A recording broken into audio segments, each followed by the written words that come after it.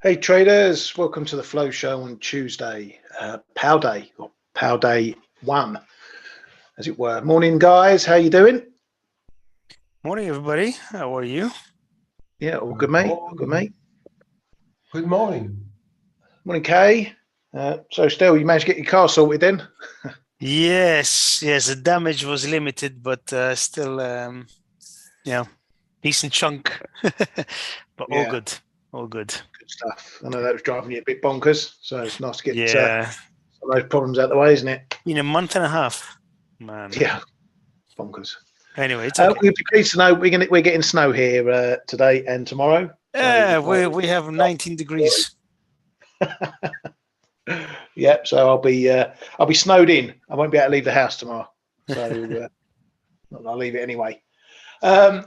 Right, let's get stuck in before we talk about the big powwow, as Brand says. Pow coming up earlier or coming up later. In China, according to the Securities Daily, analysts see a possible China RRR cut coming.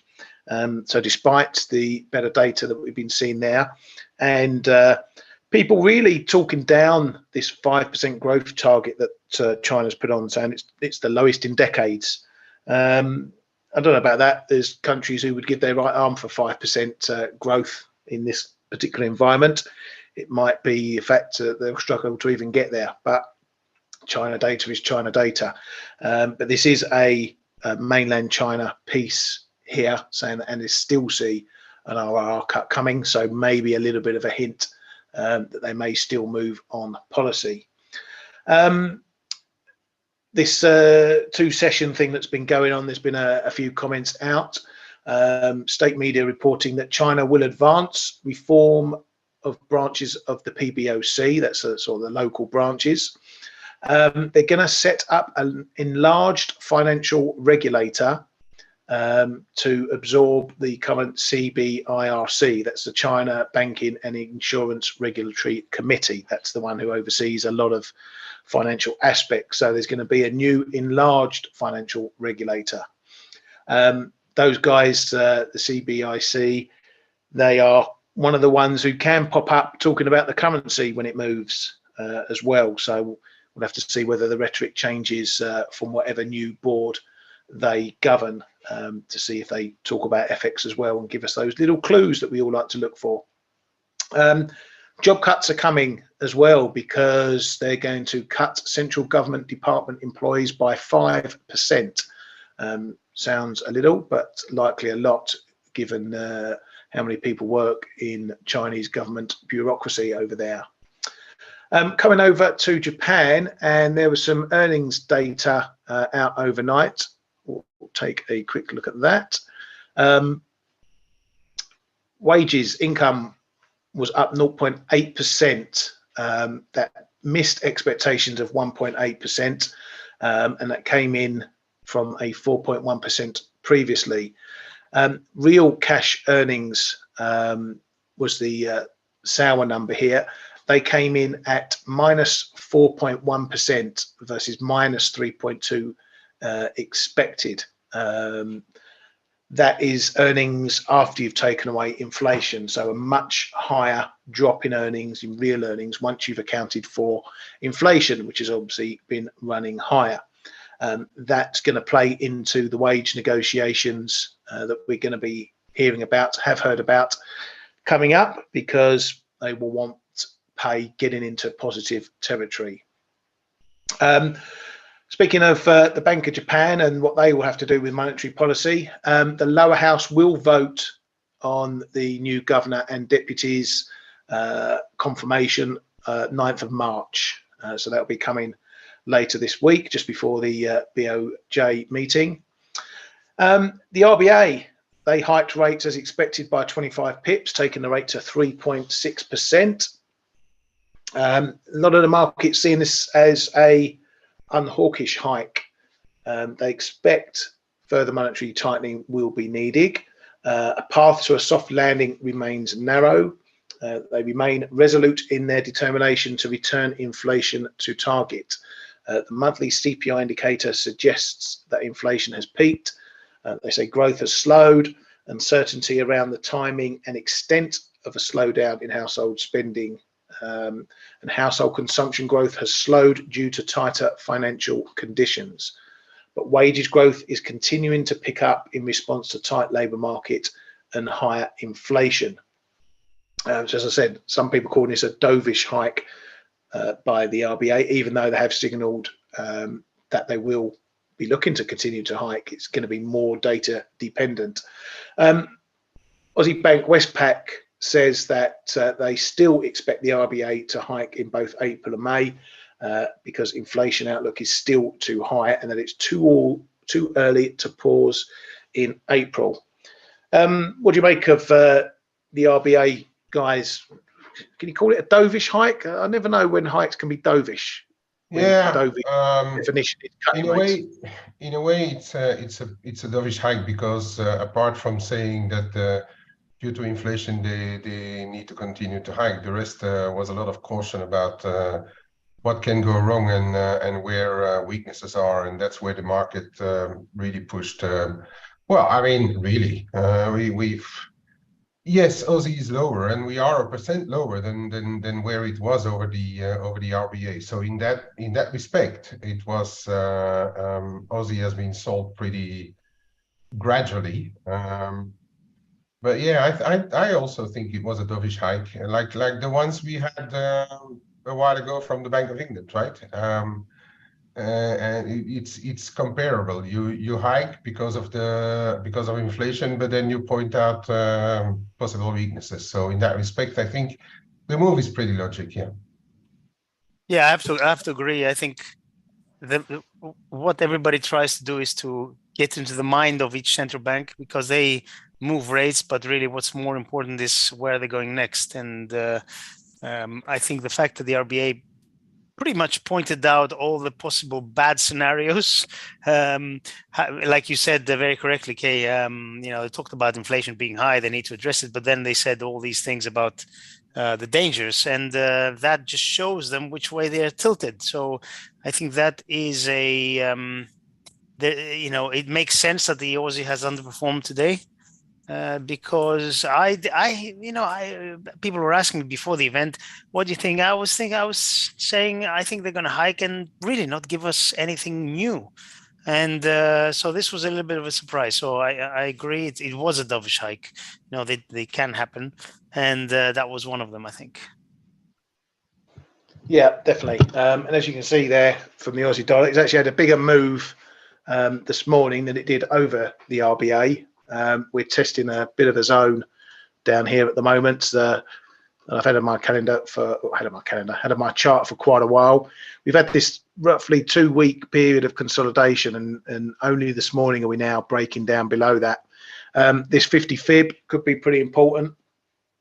If we bust under there, then we could be heading quite a bit lower, probably down to the low 66s pretty quickly after that.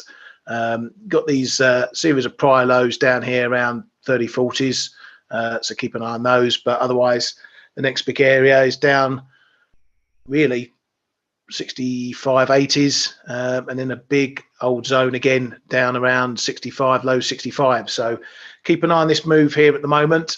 If we hold here, then it has a potential to push up, but we know where the top side level is, around about the old 38.2 fib, 67.80, and then into 68. I have just nicked a little long down here just to test the 50 fib. Not going to give it much room. 50, and I'm going to be out just to see if we get a little tech bounce off of this level here. Right, back into the news, and staying with Australia. Excuse me. PM Albanese says the relationship with China has become more stable, and if invited to China, would accept. Optimistic Australia can avoid a recession. So still for now talking nicely with the Chinese, and if that continues, then that's going to be maybe a bit of a boom for Aussie commodities and the Aussie dollar in itself, if we start getting headlines dropping that deals and stuff are being made. Our old mate Brexit, you just knew it wasn't going to be the end of it. So despite having a resolution in play on this Northern Ireland Protocol. A PM spokesman for the UK government said there's still no date for a vote on the Brexit deal, and the aim is to keep talking to the DUP. So the DUP are still mulling over that deal and deciding what they want to do with it. So this thing is still ticking along. Despite that agreement, it's still not ratified, finalised, rubber stamped, signed, sealed with wax, whatever you want to call it. Hence the cable's 5 pip move after the announcement the other day, right? The market is well ahead of all these things, right? They know, they know. It's until you have the actual, full stop, everything's been done and signed. Nobody cares. Yeah, and we probably get a 5 pip move when that happens as well. So yeah. Anyway, it's still going. When you thought a deal is never a deal until it's a deal that's not a deal. Anyway, welcome to Brexit. Bank of England's man turned into a bit of a currency trader this morning. But firstly, she said that she was right on pushing for higher rates. Is now concerned about persistence of core inflation, and repeats that she said that she thinks there is more that needs to be done with rates, and that the terminal rate is beyond the forecast horizon now. So the BOE has a rough terminal rate, and that's potentially going to be higher. Says that a weak pound is significant for inflation. Look at that, economics 101 there. There's been quite a hawkish tone from the Fed and ECB. The question is, how much is priced into sterling? Well, she's obviously not watched the chart for the last 3 weeks, because we've seen that repricing happening. The pound could weaken if a hawkish Fed isn't priced in. I'll point to that comment I just made a moment ago. Have a look at the chart, love. You'll see what's been priced and not priced. Over to the ECB, and ECB's Hawky Horseman, as we call him, sent ECB rate expectations up a touch yesterday. He called for interest rates to be raised by 50 pips at each of the next 4 meetings. He is one of the big hawks at the central bank there, so talking well, he must have heard what Centino said yesterday, his dovish comments, and decided to throw some hawks into the dove nest. He said, I expect it to take a very long time for inflation to come down. We have a very large balance sheet, and to reduce this to a reasonable level, we will probably need to be a bit more aggressive. ECB's DeCoste says Spain GDP outlook likely to be revised up, and CPI down. And into the ECB expectations, several things out. An ECB consumer survey this morning showed that 1 year inflation expectations dipped to 4.9% from 5% prior, but 3 years dipped to 2.5% from 3% prior. As you may know, we speak a lot about it on this show. The ECB are all about inflation expectations, where people in the population see inflation going. It forms a big part of their decision making. And while the 1 year number only dipped by a pip, that 3 year number down to 2.5% could be a bit significant. It could take a bit of the heat out of ECB expectations. It will certainly give the doves some fodder to make their case that hikes should remain lowish rather than more 50s to come along the way, and that some caution is needed moving forward. It will also probably get a few of them doing some victory laps that policy is working to bring down those expectations, or keep them firmly anchored, as they like to say. Now the banks have still been at it. Nomura raised its ECB terminal rate for the deposit rate to 4.25% by July. That's up from 3.5%. They now see 50 pips coming in March, May and June, and then 25 pips in July. And Citigroup also now see an interest rate hike of 50 pips in March and May. So very much the market getting a bit more hawkish on the ECB. We know we're likely getting a 50 pip this month. There's still a question over future months, but banks are now leaning towards 50s coming again.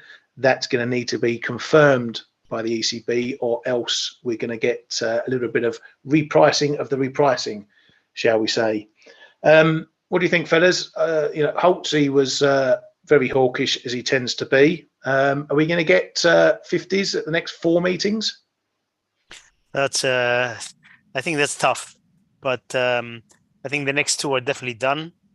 But yeah, I don't know whether inflation needs to be very sticky for them to continue with 4 50s. I don't know what Kay thinks, but I think that's a big hurdle. That's a tall ask at the moment, at least as things stand. Yeah, that'll take him to 4.5. I can't see 450s in succession. I think Holtzman is, I don't know what he was on yesterday, but he's really trying to push the boat. But you always need Uber Hawks and Uber Doves. So, but for the time being, we must say that the Uber Doves are not having a lot to say. So the market buys the more hawkish stance. Let's put it that way, without probably trying to go too literally into what Holtzman was saying. So, and we see it on all the Euro crosses. Euro crosses are monster beat across the board. Yeah. So, as you say, the market is going that way. If it doesn't get confirmed, or if there's any insinuation that this 50 is the last, then, as I say, we're going to see a bit of a repricing of the repricing. Exactly. Yeah, yields lower again, and the Fed taking the upper hand once again, I think. And then you see how exactly this market functions, because we've seen those yields go hand in hand, most of the major yields going hand in hand over the past weeks, if not month. And yes, we had the repricing of the dollar. We had the repricing of the dollar to do, because if you look at what we've spoken about, the monster move in the US yields. But then also, if you look at the euro dollar, has been relatively stable. Yeah, you have intraday moves, but euro dollar is relatively stable, because I think the market is taking euro and the dollar a little bit as a small basket. It's not 100%, right? But it looks like the euro and the dollar are in one basket and the rest of the currencies in another basket, right here and now. And that's about what I was saying for a while, is that euro dollar could be in a range and the rest move around, and that's exactly what we are seeing right now. And I guess that if the ECB, since we're on the ECB, keeps its hawkish tone and Powell doesn't give the market anything to trade the other way around, we are going to continue to see this kind of scenario at least into Friday. Friday is going to be a big day, right? And personally, since we're on the subject, I think Friday is a bigger day than today or tomorrow. But and I think this scenario can continue for a while, and you see bids in the euro crosses, and at the same time the dollar getting bought on bid as well, on dips as well.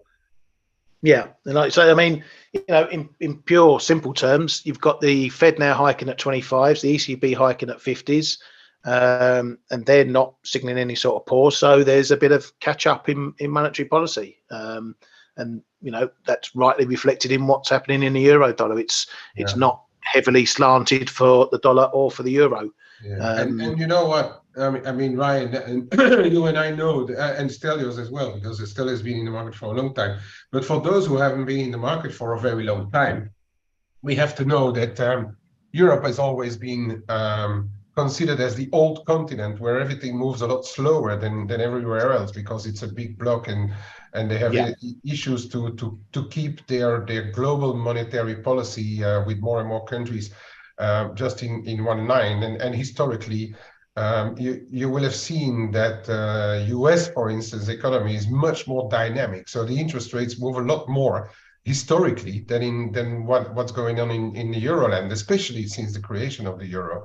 And but now we have to trade a little bit of a different scenario, where ECB is actually going from lower levels and later to start, but they are going at equal, if not higher speeds than some other countries, and that is what this market is getting to grips with. Yeah, 100% right, and that's why what we trade 90% of the time is central bank expectations. You know, you can look at your screen, you see it all there. The price is ticking, ticking, ticking. Every single tick is a trade. Okay, every time that moves, someone's trading something. But the overriding thing that investors are doing is trading the central banks. So if you've got a central bank going faster than another, you're going to see it in the crosses and the pairs that are associated with that currency. You know, Aussie Kiwi is a case in point. You know, this is being seen as a dovish hike, and it's reflected in the Aussie Kiwi because the Kiwi and the RBNZ are not as close to a potential pause as the RBA. Therefore, the money's going from out of Aussie into Kiwi. If you look at it, if you split it down, Aussie dollar is looking a bit weak today, as we've seen there. But then you look at the Kiwi, and it's still messing around this 62 handle, not knowing whether it wants to be above or below. So that's where you look at your whether the central banks are playing in the markets here. It's not playing in Kiwi versus the US dollar because the RBNZ is hiking away, the Fed are hiking away. It's virtually a zero-sum game. But when you match the RBA against the RBNZ, it's a slightly different story. Where you match the ECB against the RBA, it's a different story. So that's why the crosses this year, as we said at the start of the year, are going to be potentially more important than the majors, because you compare what's happening in the euro crosses compared to what's happening in euro dollar, it's chalk and cheese. Absolutely chalk and cheese, the moves. And that's it's important for traders to know that. So let's move on to another central bank, Riksbank's F.A.C.E says that it's too risky to refrain from rate hikes. Policy involves difficult trade-offs. We need to bring inflation down fast and buy a lot. The latest GDP figures are reasonably in line with our forecasts. It's not likely we will change our plans for asset sales, and the policy rate is the main tool. The Fed food price signals indicate a wrong direction, talking about inflation there. So yet again, another central bank who's firmly in the hawkish camp. Do you see any changes coming from them anytime soon, Kay? Sorry, man, I was just reading something. Which one? Riksbank, F.A.C.E. Well, they are much more hawkish than they used to be, and so they definitely are feeling unhappy or how shall I say, uneasy with what's going on the Swedish krona. So I think it's also because we have to know that the Stocky is usually much more correlated to euro than is the Norwegian krona, for instance. Stocky is usually an accelerated euro, but now the Stocky has weakened quite fiercely against the euro as well. Over the past, put like maybe the daily. If you look at the daily, we've come a long way, right? And I think the Riksbank is now openly uneasy about that move, and that's why they are going more hawkish. So we could be in for more hawkish meetings as well going forward. For as long as ECB stays hawkish, I think they are going to go on the Uberhawk train now, and we have to be a little bit careful because it seems, and I haven't been too closely watching everything that's going on in Sweden, but I think some of this weakness has also to do with geopolitics, because of their proximity to Russia, so. But we have to be a bit careful about their the Riksbank stance, and they usually wouldn't do it, but I wouldn't rule it out that one day we see like actual intervention from them, because they really seem to be thoroughly pissed off with this move in Swedish krona. Yeah, and Frederick's asking about NOxX. I'll let you. And I was going to come to that. And one way of expressing, if you don't want to trade euro stocky or dollar stocky, would be, because we are hanging around this parity mark again. You can see that from mid 2022 to 2023, we had a setback, of course, on the oils, taking NOK lower, but also Swedish kroner a bit stronger than the Norwegian kroner. And I think one of the views, if one thinks that the Riksbank is going to remain much more hawkish, and we are seeing a bit of adverse flows on the Norway because it's weakening right now. One of the instrument to express the differential in there would be the NOK stocky to go a bit lower. But okay, the NOK can move relatively fast as well if the oils are holding up like they seemingly start to do now. Then you need to be a little bit careful with this cross as well. But it's one of the instruments, if you don't want to be in euro or in dollars, you are a bit afraid of more euro or dollar strength, for instance, this is one of the instruments to perhaps have a look at. Yeah, thanks, mate. And I'll let you have a look at the chart in more detail for Frederick there in a bit. So we have got power coming up at 3 o'clock UK time. Now, we had the actual monetary policy report, if you like, that gets presented to the various committees and houses last Friday. From that, Powell writes his testimony, which by and large is usually a pretty much a carbon copy of the last FOMC statement, but there can be times when he throws in a little update or some comments that are not in that statement. We're expecting the testimony, as usual, the text of it to drop before he appears, so around about maybe 1 p.m. London time, GMT. So keep your eyes on the screens there. The text will be dropped, and then we'll pick out any of the bones within that if there are any additional comments we need to be aware of that we haven't heard previously. So the market will initially move on that.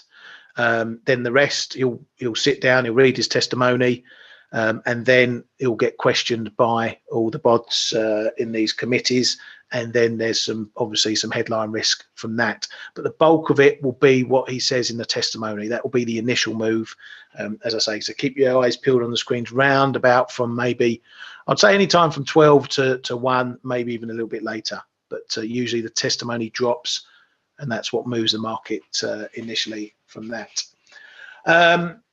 That's it on the headline front. Not a lot really. Everyone's sitting and waiting and picking their noses, waiting for Powell to pop up.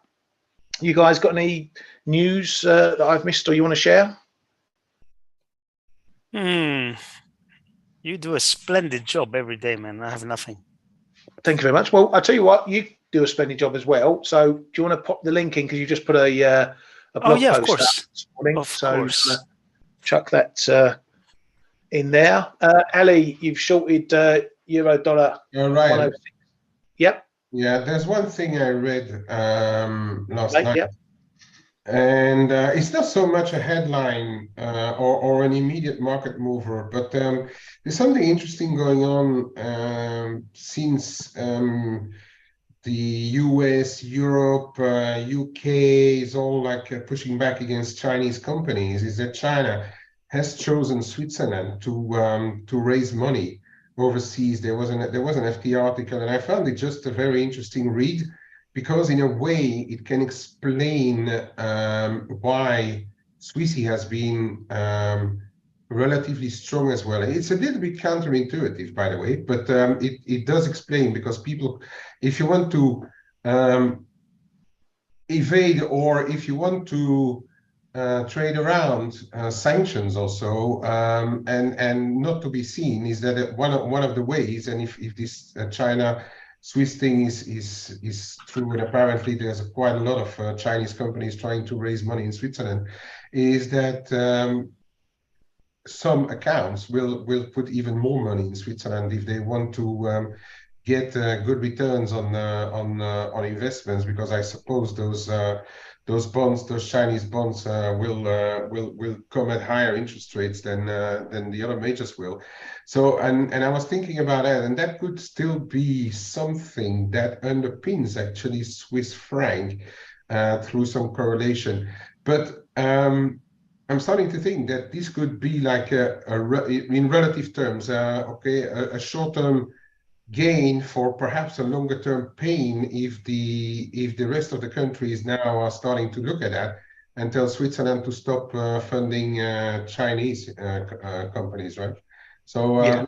I'm just keeping that one in mind, because we're always wondering why this Swiss franc continues to be strong, and apart from the S&B playing both sides of it. apart from the S&B playing both sides of the market now, which was my main argument for the Swiss franc not to weaken at all this year. And yeah, but this little thing could perhaps mean another gain, or explain some of the relative strength of the Swiss franc again, because just of the sheer flows of those things. But I'm actually wondering when other countries are going to start to slap some fingers in Switzerland again, on this, perhaps. And it's something that I just read yesterday. Yeah, no, thanks for putting that up, mate. One to keep an eye on, definitely. Because you're right, you know, there's this constant tit for tat between China and the West, you know, over Ukraine, over Russia, over techs, you know, copyrights, patents. It's a constant thing, and it's all part of this geopolitical mess that's going on at the moment. You know, it's one thing that keeps running at the back of my mind, that, you know, is China maybe leading Australia on, you know, talking all nice and everything, but if the West do make big moves against China and what they're doing, Australia can't stand by and not fall in line with the rest of them, and that's going to hit their relations with China again. I wouldn't put it past China to be going through this discussion with Australia, only to turn around at a later date and say, oh, well, actually, you know, we've got some snags, some problems, and we're not going ahead with anything. And that will be a big negative for Australia and the Aussie dollar. But yeah, it's all part of the geopolitics that we have to play with in this trading game. Yeah, just going back to Ali's had a nice little short up at 106.87. I was looking at this 107 level myself, but I haven't got in anything, because it is proving a bit solid up here, up towards it. We've had a few knocks on the door now. I'm wondering if we're going to get a bit of a breakthrough. But for now, that's a good short off of that level, mate. So nice one on that, and good luck with your gold as well. Yeah, but I'm half in mind. I was half in mind to have a scalp this morning, and I missed it.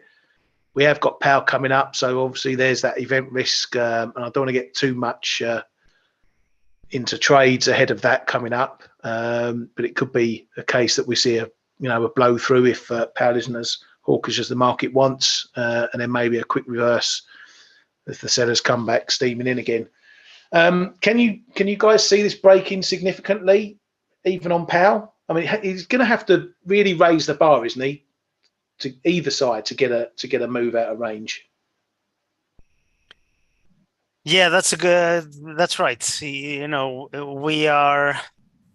we need to see something quite different for either the euro to break to the upside, to go towards 107.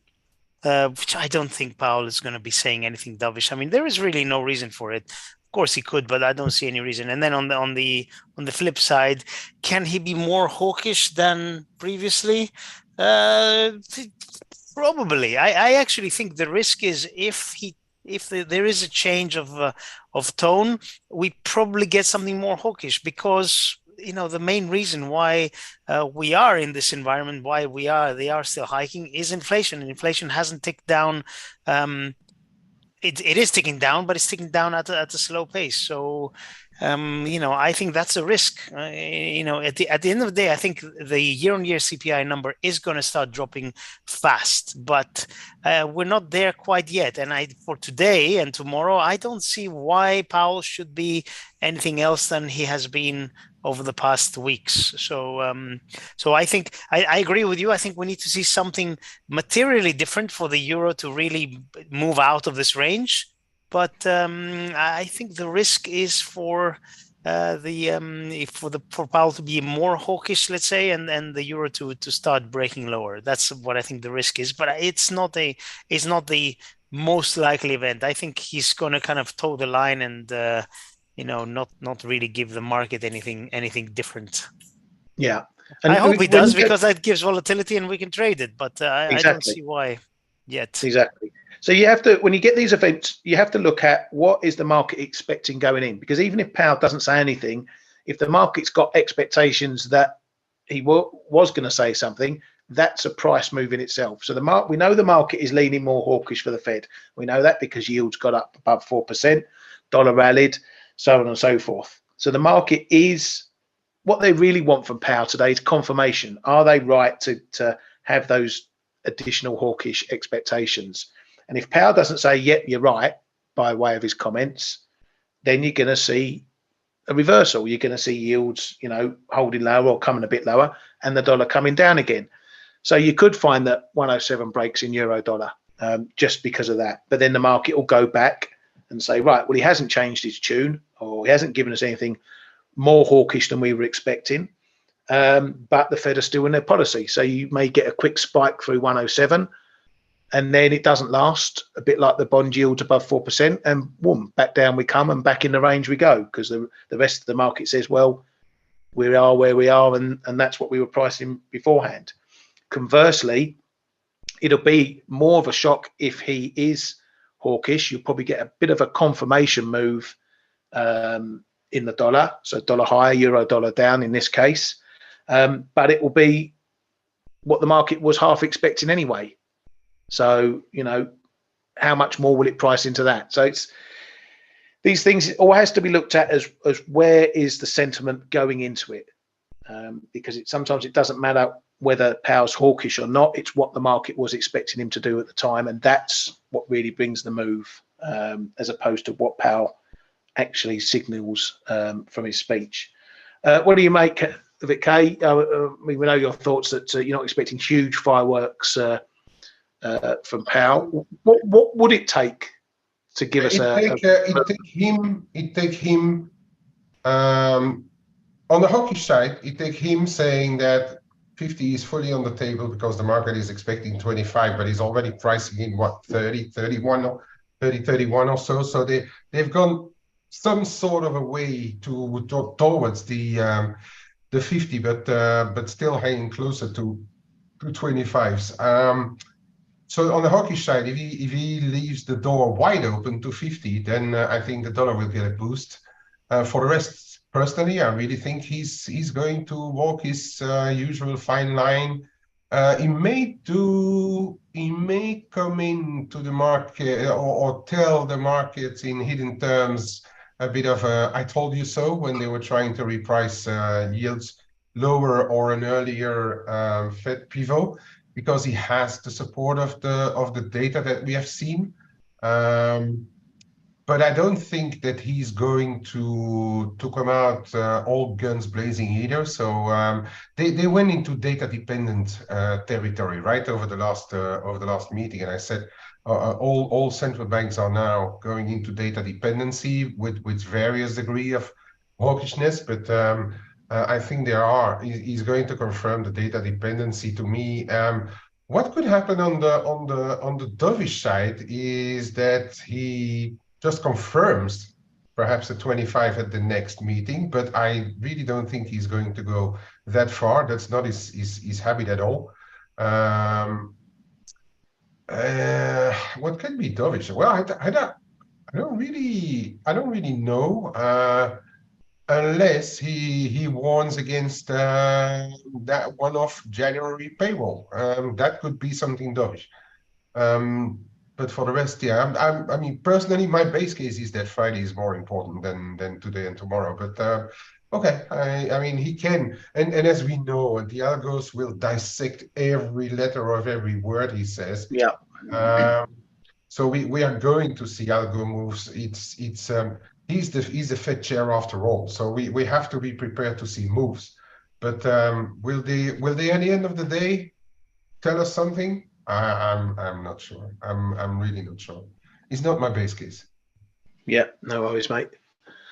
So just looking around some other pairs, cable had a little mooch up above that trend line that everyone's watching. It hasn't lasted. We're back down to the 120 on that. We're getting to a point, I think, where it's got to go one way or another.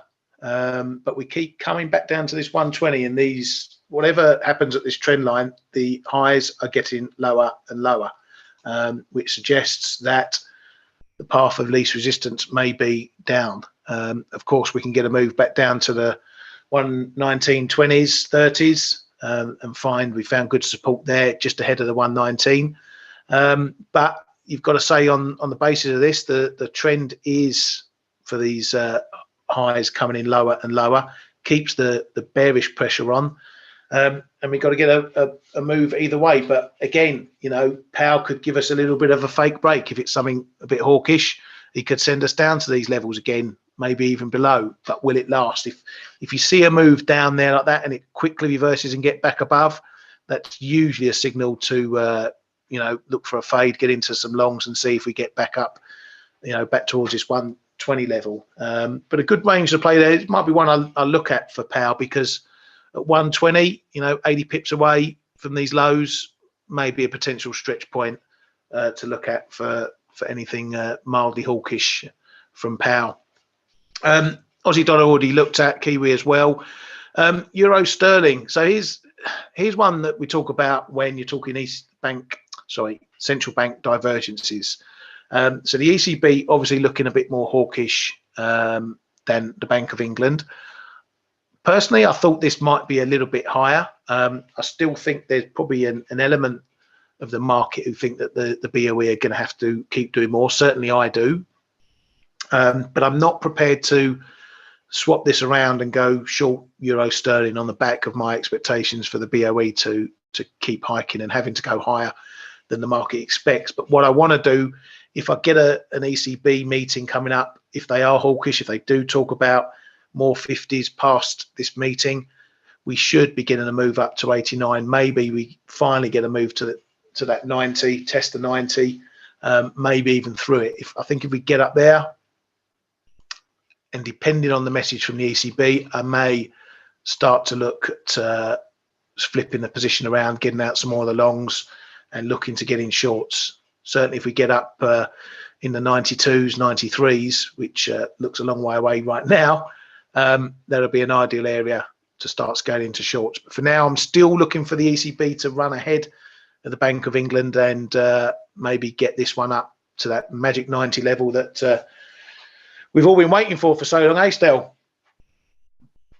Yeah, I've had that target for a while. Sorry? Yeah.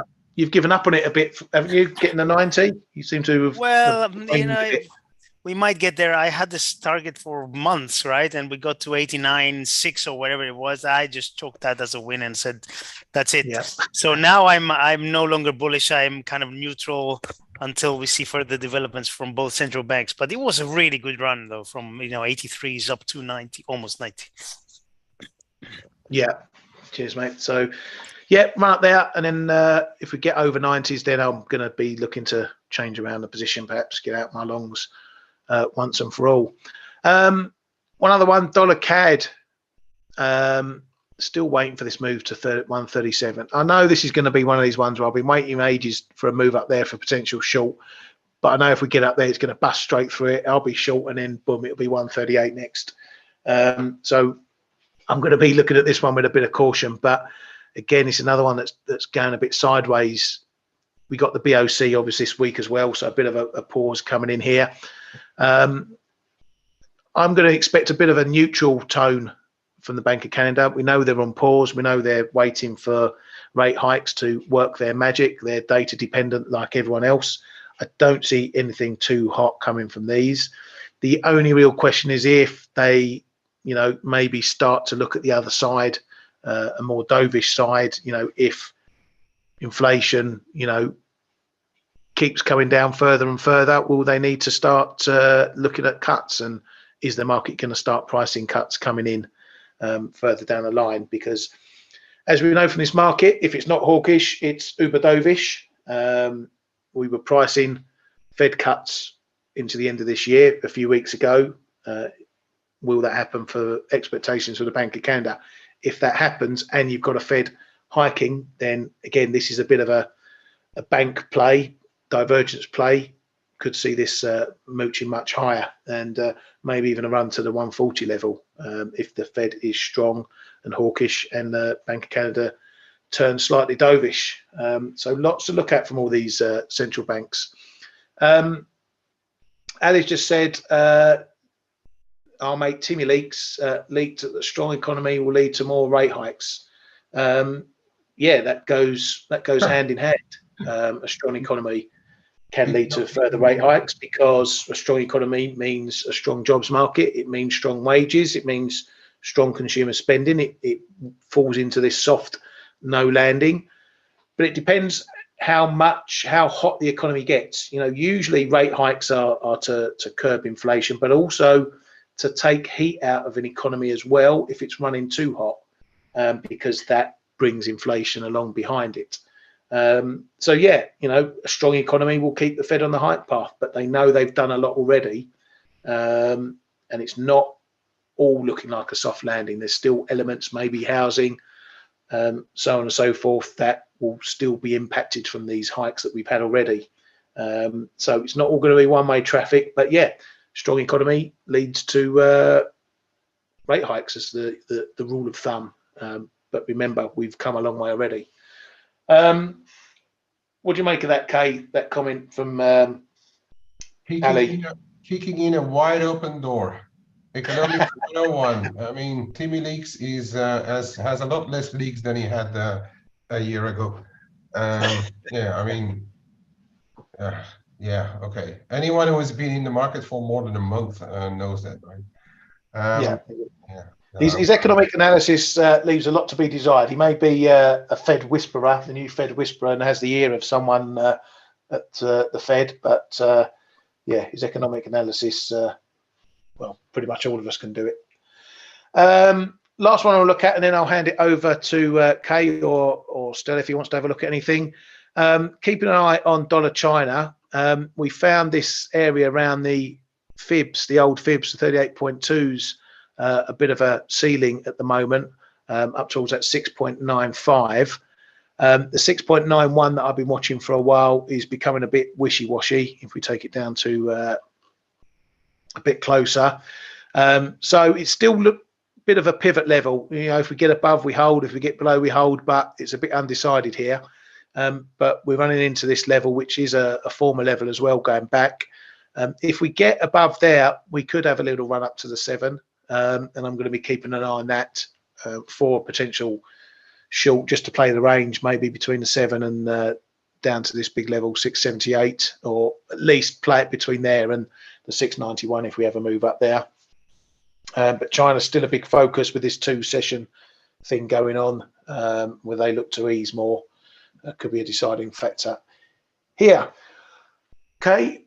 Over to you, mate. I mean, while you're on this dollar China, I think this this new CIBR or I don't recall the new money that they use, but this new committee is just another proof that Xi is increasing his control over the Chinese finances. And I think somewhere it's putting me back into the buy the dip scenario on the dollar China, because recall when you said it, we said earlier that earlier in the year that some analysts were expecting an RRR or interest rate cut come Q2. Well, Q2 is about to start after the 2 sessions, and looking at how conservative they put their, for Chinese standards, how they put their GDP forecast for this year, he could force perhaps some of rate cut to try and kickstart it. In which case, I think we are going to be trading back above $700 China, and those every little thing that happens here and now in over those two sessions and rumors here and there, it's telling me that they don't really want the China currency to strengthen right now, because they're gonna really want to kick up their or crick up their economy. So that while we were on the CNH. Yeah, definitely, mate. Yeah, Okay. I think you're spot on with that. I'm going to keep it short because I'm looking at the time. I'm going to keep it very, very short today. So let me show you this one. That's the 10-year US yield. It's I think this week, and by the end of the week, I don't think we will be in this zone, in this relatively, let's say, correction neutral zone. Well, it's not really a neutral zone, but it's been a traffic zone. 390, 398. I think that's where we trade outside at the end of come Friday after the NFPs. That is going to be where the dollar is going to head. And today we could see trade outside of this on Powell, of course.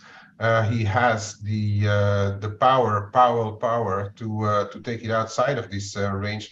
But I think this is one that's going to be determining for the direction of the dollar come the end of the week, especially for dollars. And we will have had the Bank of Japan then as well. And for dollars which are really pinned to those yields, to those 10 years, dollar yen, this is going to be, this and the Bank of Japan is going to be the driver. So I can't stress enough, this is really going to be one that I'm going to have like my eyes really close on it to see where this ends the week, because I think this could be decisive for where the dollar goes into next week. That for one. And then, yeah, Aussie dollar, Ryan already showed it a bit more in detail. Perhaps there was this bit of a, what is it, flag, pennant, triangle, whatever. It's broken after the RBA. And I guess anywhere inside this zone, we are going to find resistance now if Powell can put it back in there. I think for as long as we are above 67.80, I'm going to be a bit of a rally seller. Well, let's say up to 67.60 perhaps, and then if it goes above 67.80, it's probably gonna go higher. That is my view over there. Keep an eye on this 50%, that 60s, all the sixes, 6666. It's a bit of a devil's number, so watch out for that one. If it breaks, it could accelerate. But for the time being, need to respect it. People in the room know my position. I've scaled back a little bit into this zone, and waiting for the Powell man. Yeah, Kiwi, not much to say. Aussie Kiwi though, pay attention, because here we are. We are getting very close to the 107, 107.40 zone. This is really, to me, a pretty big zone. You can even put it a bit tighter. No, we need to keep the 107 in there. So it's 107, 107.40. That is really, for me, the danger zone on Aussie Kiwi. If we start to trade below there, I don't see any reason why we are not going to get back to those end of December lows on the Aussie Kiwi. And again, we've went below, back to retest this 108.75.85 zone actually yesterday, and it's been fiercely rejected, and now we're already trading a big figure lower. So I think we're in for a test here. We are definitely in for a test here. On what else? Yeah, Euro Aussie. A train. This is really a train. And to me, honestly, I see very little reason for it to stop, actually. We are retesting those December highs. We have broken through the trend line door, which was around yesterday. I highlighted this 159 figure 20 zone. We're breaking through. We're above there. If you look at it, we have this spike high right around 160, but I don't know really if unless we get like a reversal in euro data, this looks like a clear buy on deep. Still, this stuff it does look like this is going back above 160. It really looks very impulsive. Some people in the room have been playing this very nicely. Some people took profits around here for the little bit of a setback, and then and I was long here and I closed it on the day. So that is my novice trade that missed me 400 points. But hey, I mean, those shit happens, as we say. No, it's still looking very impulsive, this one. Another one, special mention today, is the Norwegian kroner, and despite oil's holding up, this thing is going back up. We're broken through the 9th of Feb highs, and we are already very close to the October 2020 highs again. And it's partially euro for sure, but also I think there's still a bit of those Norwegian kroner selling by the Norges Bank that the market is feeling a little bit fragile about. And if we look at Scandinavian bank research, they were absolutely not ready for this move higher. So I think a lot of people were a bit long Norway and getting forced out of positions. But keep an eye on what's happening anywhere in this 20-30 zone, the 30, and of course, this is a bit of a darts high over the pandemic, but 1130 is the 50%. So of the whole move from the post-pandemic down to the April 2022 lows, when gas was at its highs, and Europe had the knife on the throat regarding gas and everything reserves. Since then, I think still it's a decent area to keep an eye on here. And also start to listen to Norges Bank. If they start to not like this anymore, they could stop their FX. They could stop their Norwegian sales, NOK sales, and start to talk about the Norwegian levels. Keep an eye on this zone 11, 20, 30. I think it's pretty important. And really, the last one I need to show though, because I'm in it, as people know in the room. Dollar rand, a bit of shorter term resistance here, perhaps in this 1836-37 zone. But then when we look at the little longer term and levels that have been capped as well here, we are starting to have a view of this longer term trend line.